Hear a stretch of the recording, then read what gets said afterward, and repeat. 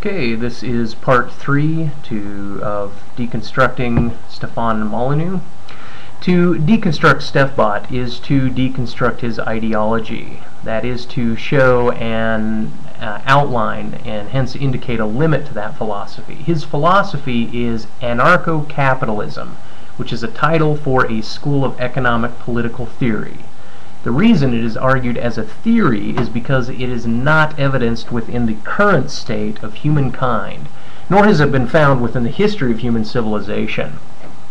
One can argue that it has occurred in brief instances or pockets or prior to civilization, but these supposed occurrences to date are found to be subject to the normative power structure which gives rise to the philosophy of anarcho-capitalism itself.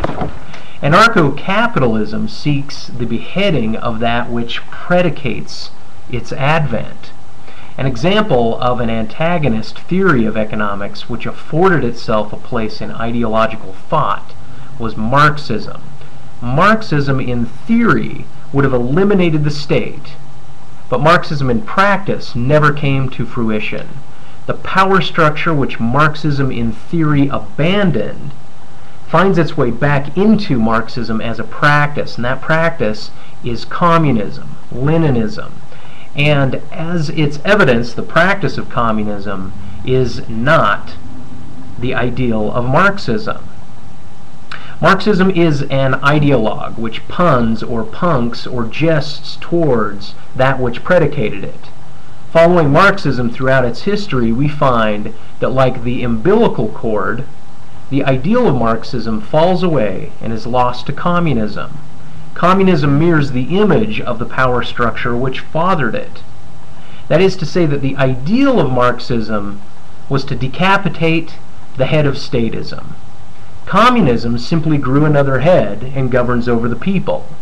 Anarcho-capitalism is not dissimilar to Marxism. Here's an analogy for clarity. We have a man, and this man is named Mr. Normative Statism. And we're going to call him Norm State for short. The man wars with his environment and sustains its life within its environment. So in this analogy, the state is a man. That is to say that the history of normatives is masculine. The phallus of the normative statism is present, it's dominant, it's forthright, and it disseminates its seed. And for some of this seed comes into fruition and it's multiplied. Now let me call that which puns the man, plays with the man, amuses the man. Let's call this person a woman. And let's call this woman Miss Musing Anarchy. That is, that which is like a man, yet is aside a man, and an exception to the man. Now this woman muses and amuses and attracts the state. Miss Musing Anarchy jests about and allures Mr. Statism, attracts the mind of Mr. Statism.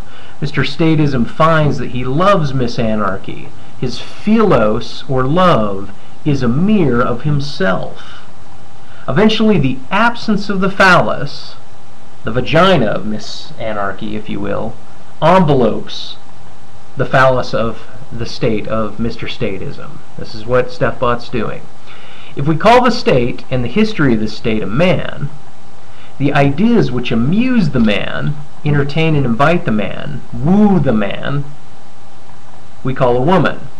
A woman, mytho-historically, has been a muse for the man. Then we can see that the woman is an antagonist to that which is masculine. Mr. Normative Statism must reject the love of Miss Musing Anarchy. Let me give a mythology to supplement this analogy. Narcissus. Everyone knows that Narcissus is in love with himself and that Narcissus is male. But this is an unsophisticated surface level interpretation of this mythic story by Ovid. Like most philosophical myths, there is a coupling. The myth is between Narcissus and Echo. Now Narcissus and Echo, after Narcissus sees Echo, but can only hear her last word.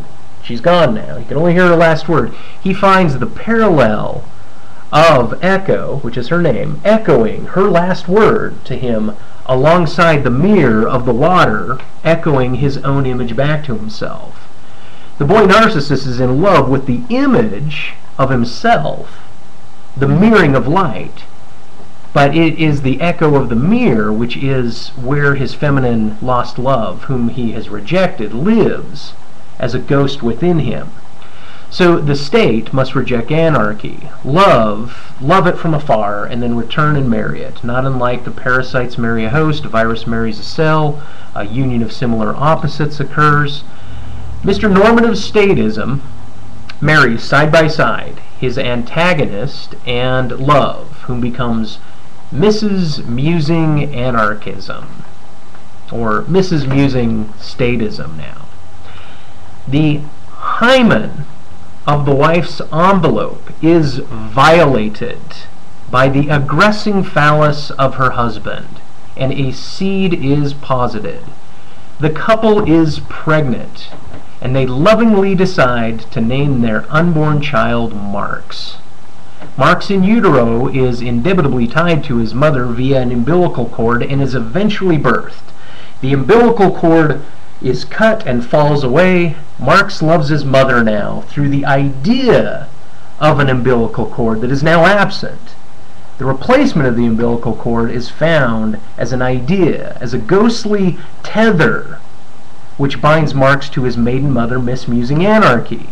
Marx finds that his adolescence and autonomy, he finds himself autonomous, and he refuses to let go of the ghostly tether to his mother, I suspect just like Stefan, and rejects the violence of his father. Can't have any of that. Marx, realizing he is growing into that which is distinct in and of himself, and it's echoing within his own autonomy. Marx, the philosophical idea of himself, becomes Marxism. It is distinct and definitive. The phallus of young Marxism grows, identified with his preceding father's phallus, whom he has rejected. Marxism rejects the way of the father, the violating phallus, and instead identifies with the virgin mother anarchy. The effeminate nature of the ideal of Marxism was toppled quickly by the masculine practice of Marxism, which is what we call communism. When the beheading, when the effeminate Marxism met with the masculine communism, Leninism, the transfer between love as a muse and the practicality, the application, the masculine communism took off the head of Marxism. So consider this, an American Indian territory. This territory is legally positioned under the English common law term sovereign, and by definition should not be subject to any laws or constitution or external requirements, past nor present. And although these lands are claimed and titled as such, the absolute nature of sovereignty has not been actualized, in that the U.S. federal law defines the limits to that sovereignty and the exceptions to the absoluteness of these territories. And the violation of these territorial laws are interpreted via the nation-state which dominated the land from which the sovereignty was granted in the first place. So this brings up the fact that these supposed sovereign territories are not absolutely sovereign, but that sovereignty, the title to a type of theoretical practice granted, limited and taken away by the power outside of itself. In other words, sovereign culture is tethered as subject to that which titled the culture as sovereign. And this is true with antagonist theories of predicated power structures.